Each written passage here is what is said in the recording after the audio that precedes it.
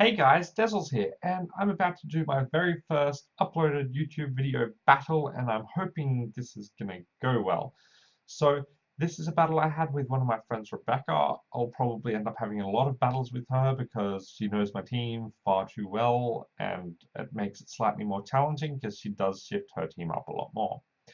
So, first up, having a look at how we've got the team set up. I always consider me to have a bit of an advantage over this particular team because I have the Charizard and the Ninetales, which both know Solar Beam and their fire moves and can both go Drought, which means that I have an advantage over the Mamoswine, the Scizor, and if the oh god, the frog one, whatever the frog one's called, yeah, and so long as it doesn't protein out of its water type, I can hit them all for critical hits, not critical hits, super effective attacks, which is nice. I like that. So the biggest threat that I can kind of see on a team is the Gardevoir because I don't have much to counter one of those.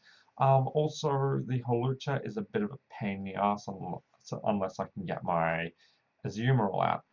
So I'm going to start off with leading with, let's see if this is going to work. Yep, there we go. So there we go. Hi, Rebecca. Oh, I hope this isn't as laggy when I view the video. God, I hope it's not this laggy. Okay, so I start off with Lady Cuddles. Now I screwed up here.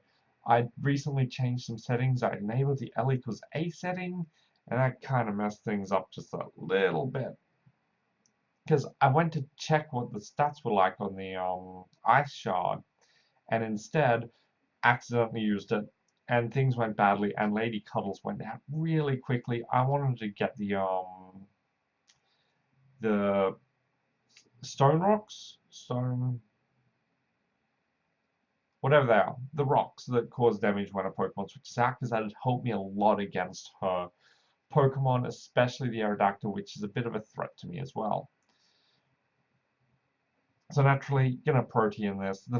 The water move that she used, Scald, didn't do much damage because I've got the sun out, and that just means so much less damage. And Greninja goes down.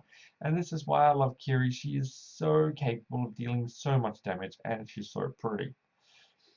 So Aerodactyl I feel good about because Kiri knows the hidden power ice, so if she can get that off, then all will be well. Unfortunately, she doesn't outspeed the Aerodactyl and she goes down thanks to the earthquake, which makes me sad more than you think.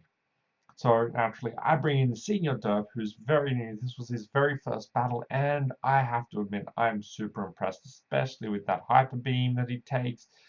And it does nothing at all. He's just full of bulk, and then he gets off the Ice Beam, I think it was, which doesn't do as much damage as I was hoping. Or did I use Skull? No, it was Skull. Yeah, but it's okay.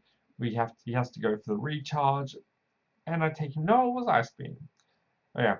So I can't quite remember what the setup I have on the Slowbro. I think he's a special attacker, and he didn't do as much damage as I'd hoped, but he's really just there to troll people and kind of keep the battle, stretch out the battle while he switches in and out, healing up constantly.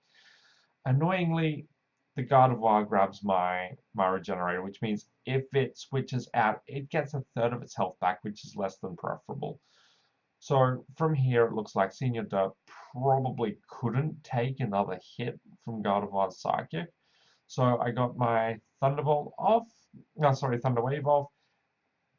And at this point, I just made the decision, let's get Senior Derp out of there before he can take on too much more damage. Yay, so we're about halfway through the battle. Now, Rade, I love Rade. He's my Azumarill. Never was a big fan of these until X and Y when they got the fairy typing. Unfortunately,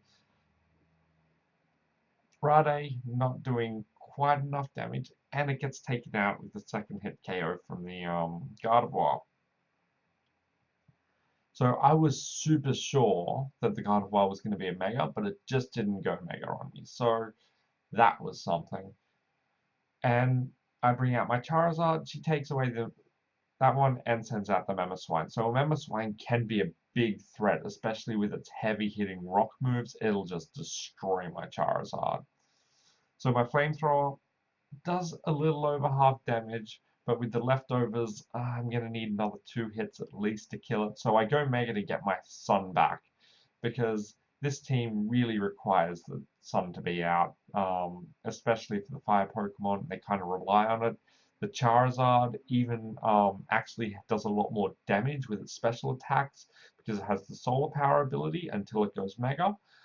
Unfortunately, the Sun kind of worn off, but he does manage to go Mega and take out the Mamoswine, leaving us to deal with Hawlucha. Now, I used Flamethrower here. I can't quite remember what it did. It was a one-hit KO. Well, don't you just love those? Gardevoir comes out. Now, once more, this is Gardevoir. A lot of Gardevoirs carry heavy-hitting electric moves as well, which is a massive threat. And here we go, the Mega. Now, I don't understand why the Mega didn't come out earlier. I'm not sure how much of the battle it would have changed. It might have taken out my Slowbro. I haven't done the math yet. Thankfully, Charizard outspeeds thanks to the Paralyze and destroys her. Nah.